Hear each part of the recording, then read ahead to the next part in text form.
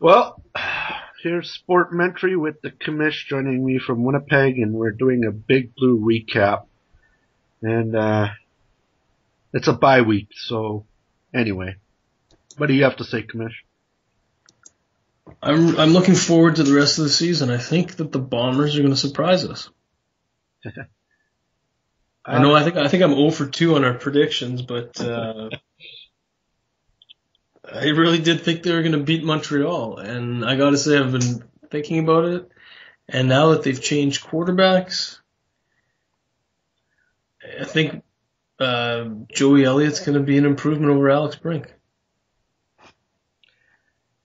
You know, the problem is still the defense giving up too many big plays, not being able to come up with the stops when needed, allowing the other teams to extend drives.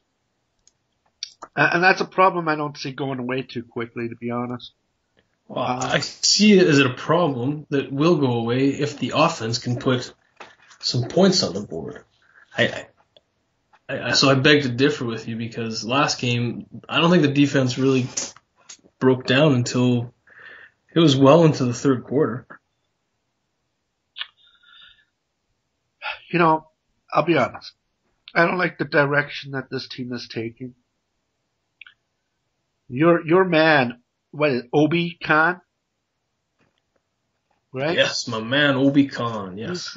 Who said for the whole last few months or so he wasn't forced to retire. Remember, you thought he was forced. You were really livid.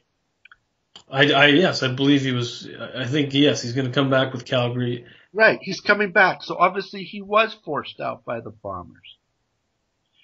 And could they use a guy like that at this point?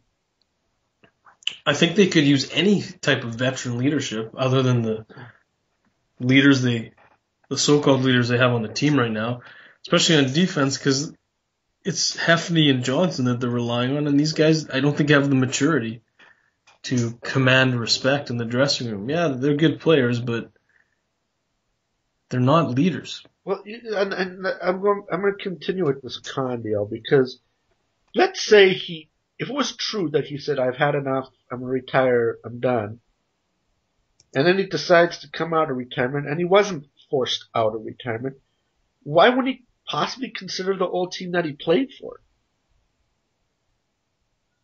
But for the fact that they rubbed him the wrong way, and he won't even consider them.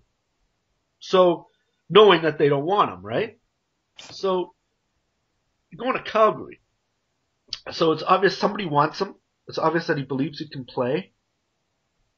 And it does throw what you had said right from the beginning. I was mocking you, but right from the beginning is that he was forced out. He was rubbed out of the Bombers. Well, now you are getting me worked up. Well, I'm just saying, if we take that and we move forward, and what you've been saying, and I think I'm the converted here, there's a wrong direction by management on their youth movement. The youth movement has won one game. One game the youth movement's won. I will say that they might win another 3 games. What I see now, I can't see them winning more than 3 games. Well, looking at their schedule, I think you've got Saskatchewan kind of in free fall mode, but by the time they play Saskatchewan, Saskatchewan might be back on track. And then you have a curious move by the Argonauts. They just sent their top running back packing today, Corey Boyd. And you also have Hamilton that seems to be struggling. So those are 3 teams that the Bombers will have to face. So I could see them 3 wins having success against those teams. But I guess I have to hold back on any judgment until we see how Joey Elliott plays. If he can't change or stem the tide or give them a shot in the arm, then I think you're right. Then I think it's time to write the season off. But there is a lot of parity in this league when your top team is, I think, 3-3. So the Bombers, in essence, are only 2 games back. Okay. But, alright. So, they've played, I'm doing my math right, they've played 2 of their 4 home games. Yep, they got 2 more to go. Okay. Which are now must wins. Everyone's a must win. But here's what how many, do they play just one game on the road after that? Do they play multiple games on the road? Okay, well, let's just look at their schedule here. They play they play Hamilton on Thursday. And Hamilton is a team that they can beat, definitely. Hamilton came in here last year, laid an egg in the playoffs. The difference is, this year Hamilton's got Henry Burris, who had a terrible game last week, playing against Calgary. Okay, let's assume they come in here and lose. All right. Now their last home game on this. Well, their last home game is most likely a write-off. They're playing BC. The chances of them beating BC are slim and none. All right. And then, how many road games do they play after? Only one, or do they play a couple? Well, then they enter into the back-to-back games with Saskatchewan. So they go to Saskatchewan. Which is a tough win for them. Right, they never win in Saskatchewan. And then we're going to see they're going to be back here on September 9th against the Rough Rider, or against the Rough Rider. So here's what I'm getting at, all right? We're assuming they're going to go 1-1 in the next 2 games, which they really need 2. And the CFL teams have not done well on the road unless they come to Winnipeg. Or unless they go to Hamilton. Calgary beat Hamilton last week. It's a concern for me because these road games, which will be must wins, are most likely losses. Statistically speaking, this year it's not looking good to win a home game on the road. So then you come back and you're going to get this added pressure of winning at home on advertisement field. Yes, that really bothers you, those ads on the field, doesn't it? I had to throw that in, dude, because I'm telling you, I see these ads and I get bamboozled, But someone has to pay for the fact that they're still paying Mike Kelly and Doug Barry out for their contracts. Well, here's the deal. Isn't it enough that you have 30 ads on the uniforms? I mean, you need 150 on the field? I mean, we look at soccer, right? And soccer, their uniforms are advertisements, basically. But I've never seen anything like a field like this, seriously. I mean, there's literally 3 every 5 yards. They're paying for a new stadium. Let them pay for the stadium so we can see them play there. Maybe it'll change their luck. Maybe. I'm just saying it does bother me. It takes away from the viewing capability. Anyway, the fact is, we got a game coming up. We have Joey Elliott starting. Jonathan Hefney's gone AWOL, though. That's one problem. He's supposed to be back in practice tomorrow, but he didn't get back in time for Friday's practice after the break. So I don't know where his head's at. Both Edwards and Chad Simpson haven't been practicing. So I'm not quite sure what to expect on offense, but hey, I got the solution. But a running game is going to probably be out of the question if Simpson isn't playing. I got a solution for the team. Yes. Chad Johnson, a.k.a. Ocho Cinco, is probably available now due to being released by the Dolphins. Looks like his NFL career's over. And he might have some domestic abuse lawsuits to pay off by the end of it. Why do Bombers go after Mr. Ocho Cinco here? Because the Bombers are not the Oakland Raiders. They have enough concerns. You know what? The Bombers' receiving core isn't that bad. Although if Edwards is out for any length of time, I guess we could use Chad Johnson. Seriously, if you look at it long enough and you go by statistics, get Chad Ochocinco, and in about 3 weeks you might even have Terrell Owens available. and he played in this Arena Football League or something. So why would the CFL be so far? You could have two of these really good receivers, maybe running up the field here. I know I'm joking when I say those two guys, but you probably detect the how desperate I am in my voice.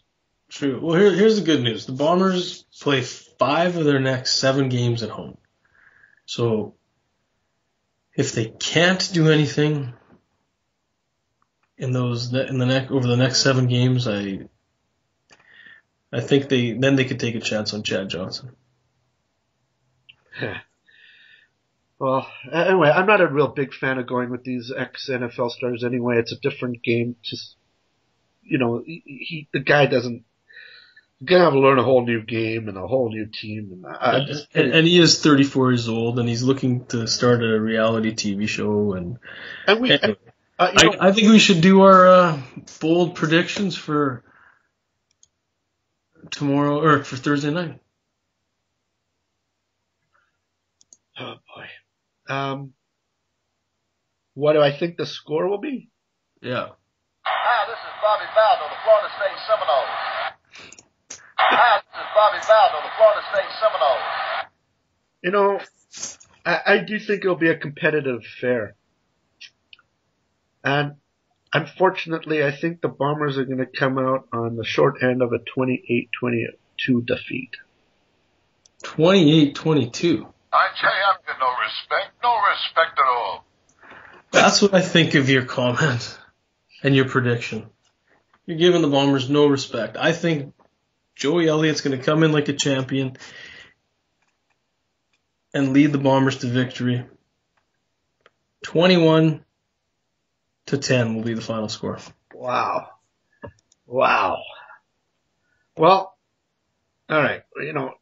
It's obvious I have no passion right now. Holy cow! But, you and I did discuss in future weeks possibly, maybe we're going to have our Big Blue recap, but we might try and add a few more CFL teams to the mix for our viewers, not only focus on the Big Blue for the whole show. We can discuss that, see if anybody's interested in us expanding. But I'll say we might need to do that because I don't know how much more I can take of this. It's like a dagger each time. It's like stick that dagger in my heart, push it in there, grind it in there, and then pull it out and do it again every week. Right. Well, it's just, See that? That's your IQ, buddy. 0. Unlike you're at home in Winnipeg and I have to watch these games, from afar, it's still 3 hours of my time. And sometimes you just, like last game, you're just like, are you kidding me? Really? It was, are you kidding me? And I don't want any more are you kidding me games. It's time that they, if this is the youth movement that's supposed to work, I want to see it work. Or I say I want to see some heads roll. Seriously. It's time to see. Honestly, you can't start from scratch with the Bombers at this point. I want to see. You're not going to start firing people. You're not going to start cutting people. This is the team. This is what they've decided to go with. I say why not? There's the common wisdom has always said you don't fire a coach, you don't fire general management midway through a season. And I say phooey on that. Why not? Let's see how it works. Can't get any worse than how they're playing. So why not? Let's see some heads roll. So the next guy comes in and knows what's expected of him. It also would give the next guy, or the next guys in this case, some chance to evaluate the team and see where they need to take them. So I think it's a great move. I think that would make some fans are really losing their gusto here. Someplace else. We're all stocked up here. But I think it's a crazy idea. Why would you? You're still paying. And there you go. Coaches. Crazy, but crazy. Why not crazy? Crazy good. Just stop right there. Seriously. No, I'm serious. You got people who. I'm going to end on this note. They've decided to go with the youth movement. Let's play it out for the season. As you said, there's no logic in changing a head coach or a general manager midway through the season. They have a plan. They were at the Grey Cup last year. maybe they were overzealous in cutting the veteran leadership that they did take away from the team. Plus, Doug Brown retired. I think nothing can. It hasn't been commented enough how much Doug Brown meant to the team, and the fact is, their main quarterback's out. Without Buck Pierce, they're half the team that they were with him. So, I think we got to just play it out. Well, I'll say this about your star quarterback going down. The Houston Texans last year played with what? Their third stringer? Or did their third stringer even go out? This team still managed to make the playoffs for the first time. So, I'm not. Let's not blame that situation totally on. The Houston Texans. Texans. This guy's not Peyton Manning. It's not. Let's just come on.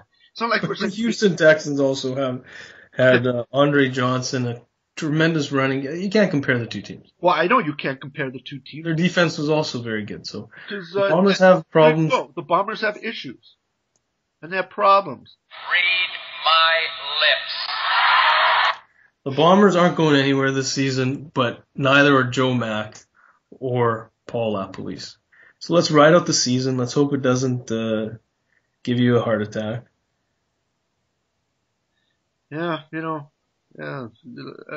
Anyway, I'm speechless at this point. I think we talked way too much on this. 15 minutes on these bozos? Seriously, I mean, anyway, I shouldn't be calling names, but it's, let's see how Thursday's game goes. That's what I'm saying. And hopefully we have some better news to recap.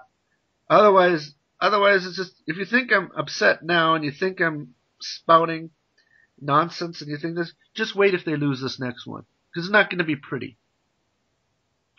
I'm tired of waiting for the youth movement. And I'm a guy who said, let's give it a chance, game one, when you were all against it. So I'm just saying, maybe there's a reverse of tide here. I'm saying I'm sick of it. I'm sick of how the team's going. I'm sick of their direction. I'm sick of their coaching. I'm sick of their management. I'll be honest. I'm just sick. I'm sick to my stomach. Well, maybe you need some Tylenol or some penicillin. You need something to get this out of your mind, and let's see how they rebound after the break. I'll just say this. Imagine following this team with a kidney stone. I don't have to imagine. All right. You don't have to imagine. Just that. I'll leave it at that. All right? Because if I think I wanted to hurl after being so sick, watching the Bombers made me want to hurl even more. So yes, I'm bitter. I'm going to support the team, okay? I should really say I'm going to support the team. But I'm getting sick and tired of this. As the losses pile up, it just, I can feel how the Indianapolis Colts felt last year. It's a sickening feeling when you feel like you're in quicksand and you can't get out. That's true. It is looking more like an Indianapolis Colts season than Green Bay Packers season. Yeah, well anyway, let's see how Thursday goes. I mean, we can't get any worse, can we? I'm not sure. It could always get worse before it gets better. But we have to see how Joey Elliott plays. Well, I'll tell you what I'm looking forward to now. I'm just looking forward to the new stadium next year. So, what is this? How is a stadium going to change? No, I just say it's something to look forward to. It's something exciting. If you can't look forward to your team winning, at least look forward to something. And I'm not even saying it's a new stadium will garner wins. I'm just saying I'm looking forward to it. You know what we should do each Bomber recap? Let's do where the stadium is progressing. Let's do a stadium update too. Because that'll get my juices flowing and something positive to talk about. Or maybe that isn't really positive enough, because if it's too windy in Winnipeg, they don't build the damn thing. See, I'm just getting worked up. But then we should do a stadium update as well. Okay, I don't think the wind was the only problem, but that's for another podcast. So, once again, just to wrap it up, I'm saying the Bombers are going to win. You're saying they're going to lose? Yeah, I said, what did I say? 28-22 loss. Something like that. You're going to puke if they lose? And, I don't know what I'm going to do. I think I'm going to be screaming and crying at the same time. All right, well, I look forward to speaking about this. And you said 21-10, I believe. 21-10. Defense has come up big. Joey Elliott, couple touchdown passes. Well, I'll say that I hope your score's right and mine's wrong. I really do hope that. Or at least they'll win. I don't care how they win. I want them to win. All right. You have a good night. And you too. And we'll see you next week. All right. And thanks to Sound J for the music. Thank you to Sanjay. Go Bombers, go.